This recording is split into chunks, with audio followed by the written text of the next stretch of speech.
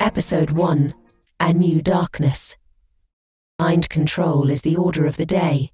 High in the towers of Ruin City, a darkness has grown in secret that will now be brought to the light. A new decree from the Minister of Social Conduct and Discipline was released.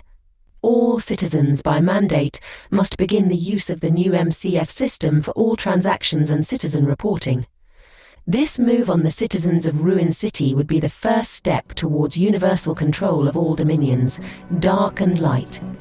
Those who lived in the most mundane dimensions would taste the darkness first, but they would see it as a move towards a common good.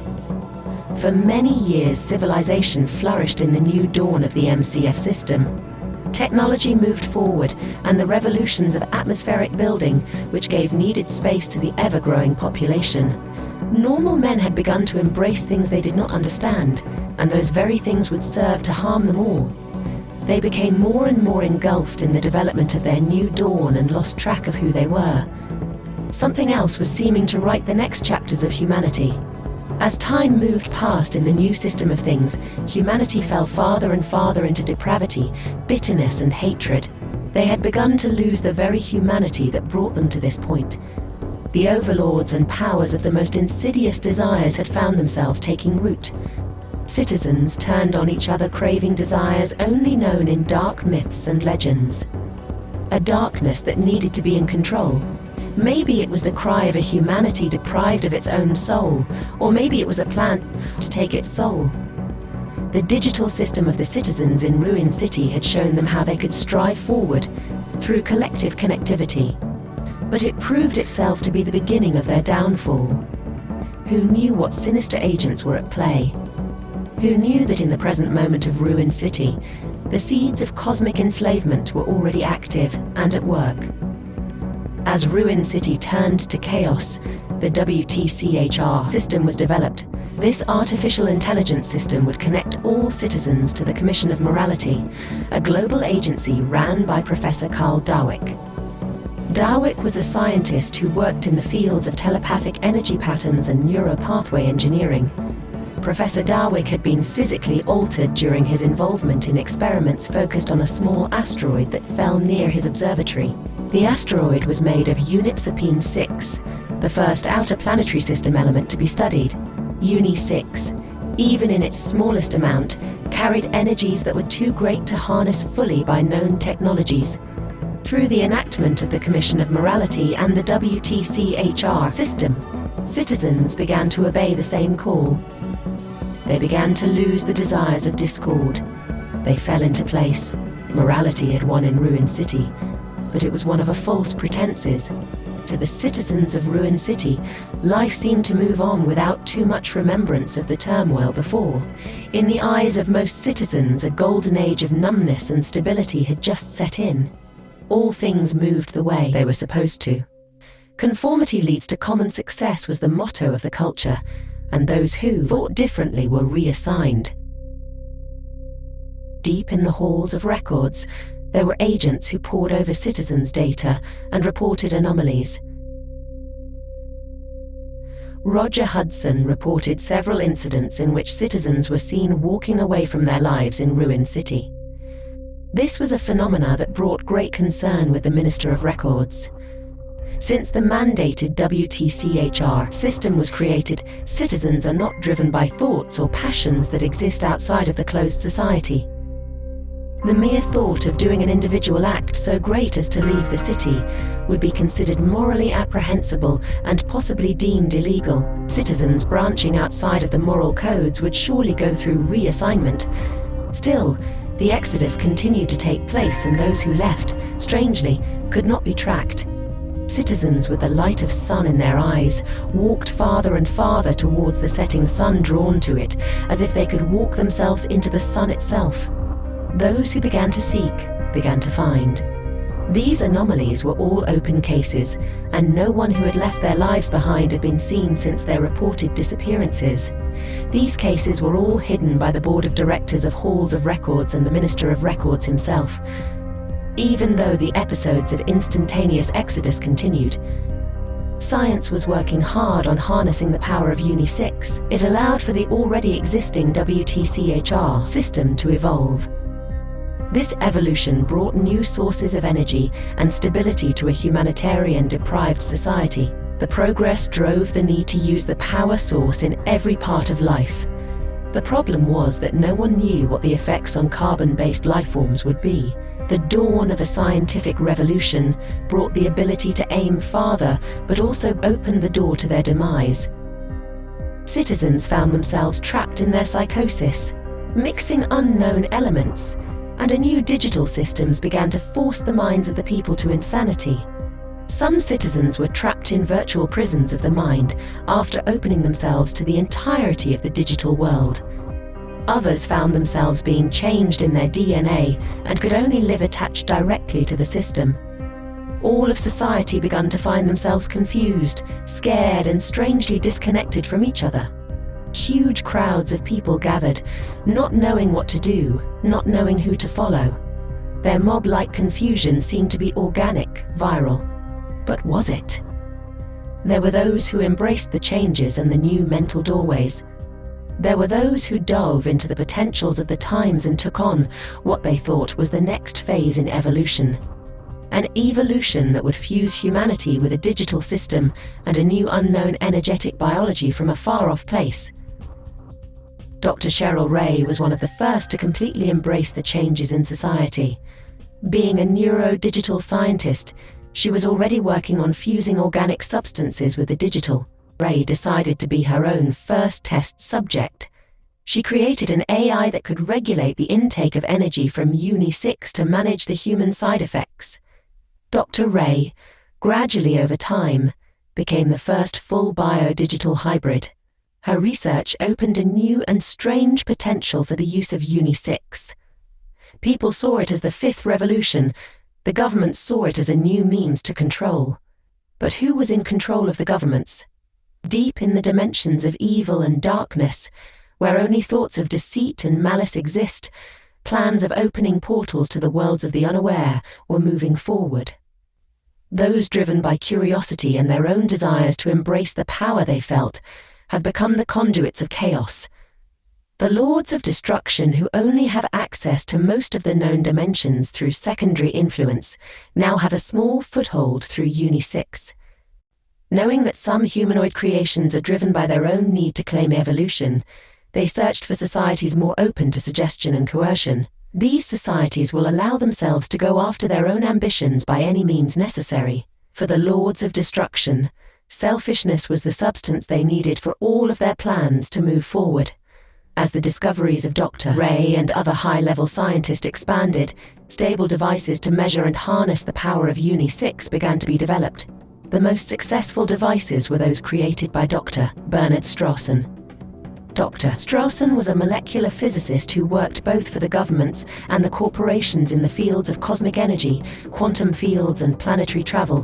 The Strawson Gate was his crowning achievement.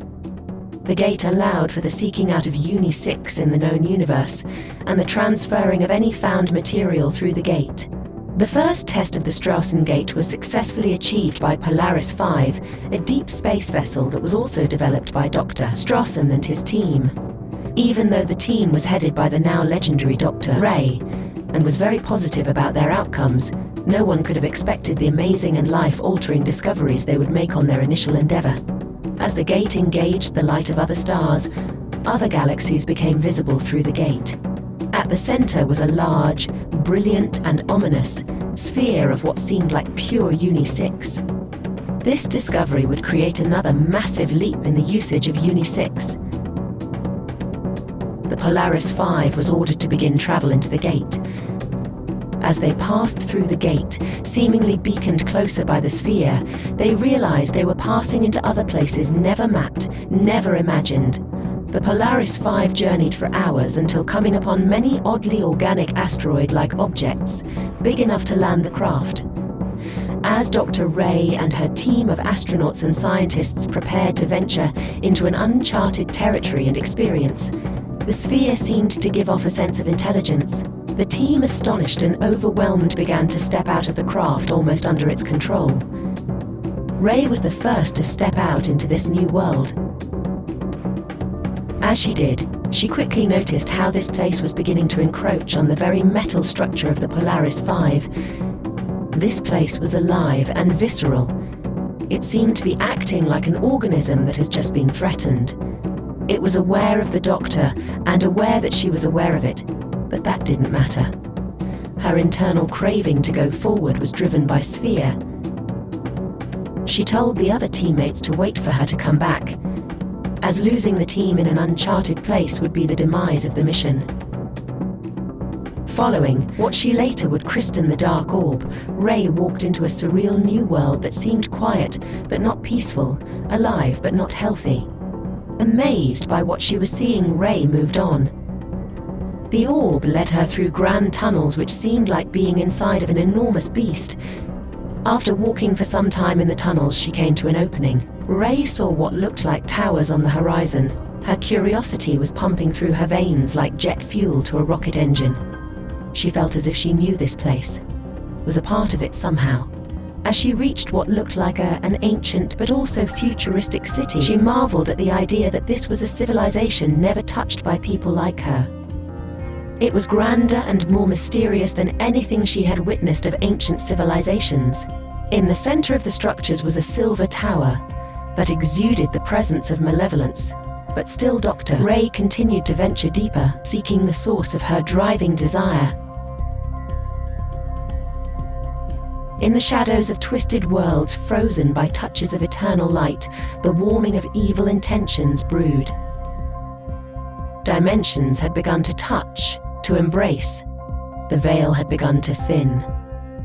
Long before the days of men, great energies tussled for dominance.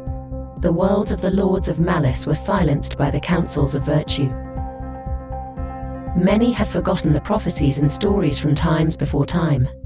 They spoke of a rift in space that would aid darkness in creeping back to life and threaten the whole of existence, seen and unseen. These worlds hold secrets and knowledge long locked away. Knowledge that most could not bear to know. Knowledge that would twist most who would seek it. Knowledge that would potentially allow for the controlling of the universe. There are powers of time and space that have been set in motion and should never be tampered with. These powers were to only be used by the originals, the beings first created. These beings have enormous power and the will to achieve almost anything thinkable. The majority of the originals still hold the universes together in divine harmony, but there were some that fell away. They desired control for themselves. These fallen ones created devices of dark control and unleashed their powers onto existence. The War of the Lights lasted a millennia, finding the fallen ones defeated. These evil lords were frozen in their own time, using their own powers and their own devices against them. They were sealed away, never again to fester in their dark halls. Very few still remain alive in these places of shadows. The harborers of ancient evil still pay homage and hold their ceremonies to their frozen gods.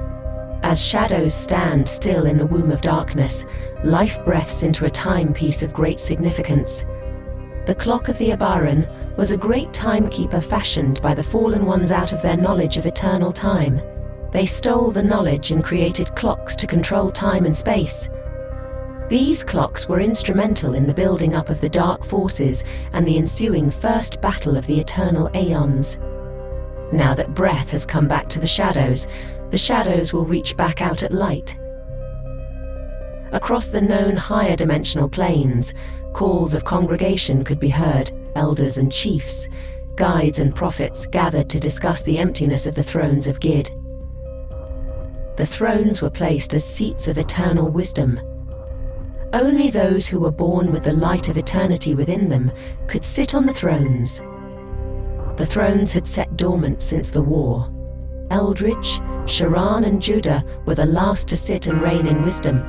After the war, they were all transfigured into the family of the eons, and the thrones lay empty until now. Counselors of great renown spoke at the congregation. A spirit of peace, tolerance and wisdom was over the proceedings. Talks of uniting the realms sparked great debate of what would become of the thrones. But the majority of the council agreed to follow the prophecies, that the times would come when shadow and light would meet again. The agreeing on that meant that the elders of light would be summoned and the realms would prepare for the inevitable. Or, though the royal guards of the thrones of Gid continued to protect the kingdom, the throne room had become a place of pleasure and degradation. Only the halls still smelled of rose flowers, only the sanctuary remained holy. Without the guards in place, even the true pilgrims would find Gid lost and merely a relic of a time long past. This injustice and time of burden did not go unnoticed. In the realms of the Great Fellowship, divine ordinances rang out through the fabric of the aeons themselves. The quickening had begun. The children of light will be stirred. Great waves of light began to radiate out of the main temple as edicts were inscribed into time and space itself. The edicts, proclaiming the rise of the children, resonated greater and greater, higher and higher, until all of the highest places were filled with the overpowering radiance of love and power. The time of great sorrow, great struggle, and great victory was upon all of the realms. High from the golden towers of Charaban, the city that sees no night, bells could be heard sounding like 1,000 notes reverberating to the clouds and beyond. The city filled with anticipation of the days to come. The main reasons why the great citadels were created had finally come. The charge of goodness over evil had begun to ring out into the seen and unseen realms. Most of the first children who were filled with the light came from Charaban because of the divine essence that rested on the city. Light bearers and newlings gathered in peace and safety, growing in their awareness of the light and embracing their new roles in existence, that of vessels, emissaries of positive influence and the balance to darkness and evil. These children, who resided in places like Charaban, were protected where no darkness could simply enter. Unfortunately, the journey of other children was different. Just as the light began to awaken in children across dimensional time, those who waited for that exact moment to arise sent word of finding one child who was already well aware of her personal power. Wren of the Nessa realms was a child who had realized early in her life that she was special and had special attributes, special understandings. She was also a child already sent on her path by greater forces than herself. For that reason, Wren was already a target of interest by dark agents who knew of the prophecies and found it to be a perfect time to serve dark lords and dark causes, as those who live in light realms realize that they will be a part of great cosmic events. Evil prepares itself to reclaim the few moments of space and time that have been in its grasps before. The timepieces of ancient insurrection began to stir. Sounds of metal upon metal, creaks and cracks from shadows past, and the slow gnashing of rusted teeth could begin to be heard in the depths of dark halls, in forgotten chambers of shadow and stone. The clock, that was built to open the portals to lower worlds where time could be warped, was now coming to life. These worlds were mostly seen as lower realms by the lords of malice, worlds dispensable and corruptible. In their eyes, these worlds were always to be conquered or destroyed. However, many other beings realized the potential weakness to evil intention these realms possess, and that their protection was of most importance.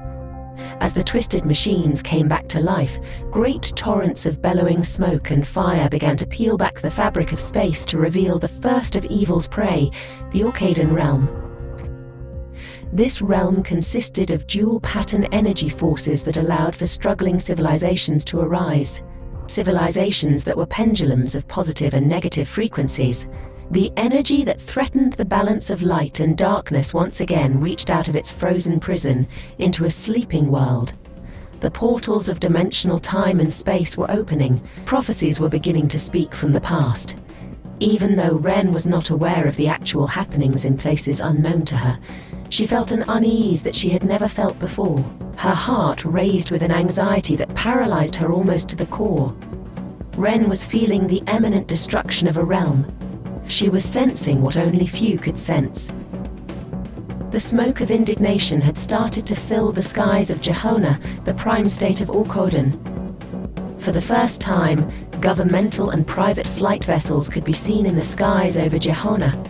This was very unusual, as their laws mandated separate flight times and airspace for civilian and governmental aircraft. Some were trying to flee from the source of the smoke, and others were trying to prepare for what seemed to be a fight impossible to win. Either way, doom was at the gate and destruction was near. The torrents of fire and smoke devoured all the life in the Orcadans.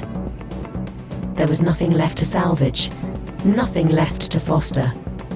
The darkness had consumed the light of the Orcadans, and it had made the darkness that much more powerful.